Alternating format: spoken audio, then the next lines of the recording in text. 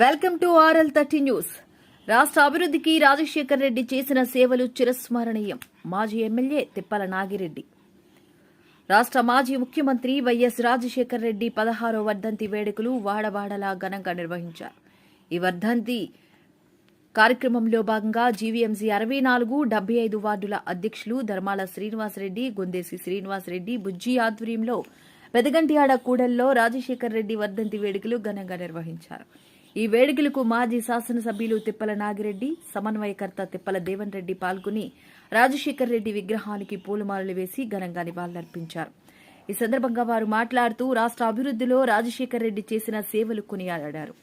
రాష్ట్రంలో అన్ని వర్గాల ప్రజలకు సంక్షేమ పథకాలు సక్రమంగా అంది ప్రజలందరూ సుఖ సంతోషాలతో ఉన్నారంటే అది ఒక్క రాజశేఖర్ రెడ్డి పాలనలోనే అని చెప్పారు. మళ్లీ రాజశేఖర్ రెడ్డి లాంటి సుపరిపాలన ఒక వైఎస్ జగన్మోహన్ రెడ్డి నాయకత్వంలోనే రాష్ట్ర ప్రజలకు అందిందని అన్నారు.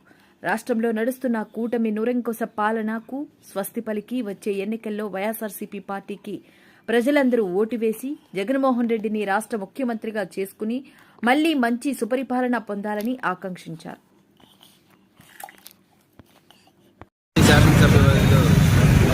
పెద్దల తిప్పల నాగిరెడ్డి గారికి, అలాగే నరేష్ రెడ్డి గారు, అమ్మడప్పల్ గారు, సుమన్ గారు, నాగు గారు, పెద్దారెడ్డి గారు, మణిభూషణ్ గారు, అలాగే రాజారావు గారు, మధు గారు, అలాగే మన ధర్మా శ్రీనివాసరావు గారు, ముఖ్య గారు, అలాగే మన బృందవరం గారు, ఇతర పెద్దలందరూ కూడా, అలాగే వెంకటేష్, ఇతర పెద్దలందరూ కూడా ఈరోజు పెద్దలందరూ కూడా పాల్గొని మరి ఈరోజు ఈ కార్యక్రమాన్ని రాజశేఖర రెడ్డి గారి వర్ధంతి కార్యక్రమంలో పాల్గొని అందరూ కూడా తొలి భారతి గారు, పెద్దలందరూ చాలామంది రెడ్డి గారు అందరూ కూడా ఈ కార్యక్రమంలో పాల్గొని జయప్రదం చేస్తున్నందుకు ముందుగా అందరికీ పేరు పేరున నమస్కారం.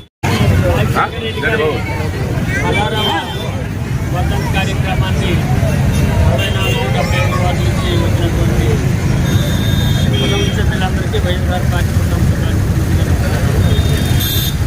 రాజశేఖర రెడ్డి గారు అంటే మరి ప్రజల హృదయాల్లో 16 సంవత్సరాలు కావచ్చున్నా ఇంకా చంద్రశేఖర ప్రజల హృదయాల్లో నాయకుడు. దానికి ప్రధాన కారణం రాజశేఖర రెడ్డి గారు చేసినటువంటి విద్య కావచ్చు, ఆరోగ్యశ్రీ కార్డు మీద ట్రీట్మెంట్ పేదలకు చేయడమే కావచ్చు, మరి అలాగే అనేకమైన ప్రాజెక్టులు కట్టి మరి ప్రభుత్వాలకు మనసు పొందడమే కావచ్చు. ఇలా సమూహ పరిపాలన ఆయన అందించాడు. అనేక సంక్షేమ పథకాలు చేసి పేదల దారిద్ర్యాలు పైకి రావాలంటే ఇది సాధ్యపడుతుందని అలాగా ప్రయాణించారు. ఆ రోజుల్లో కాకినాడ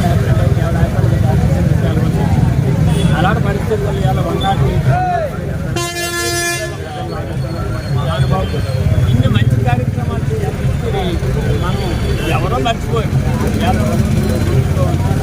కాకాయ కళాకాలం ప్రత్యేకంగా అంశాయి 6 నెలలు బ్రతికితే చాలండి.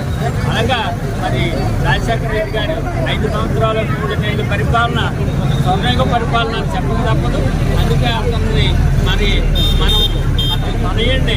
ఆల్రెడీ ఈసారి ముఖ్యమంత్రి చేసుకున్నాం. అతను రాజశేఖర రెడ్డి గారి కన్నా నిన్న జగన్ అనేక సంక్షేమ పథకాలు ప్రవేశపెట్టాడు.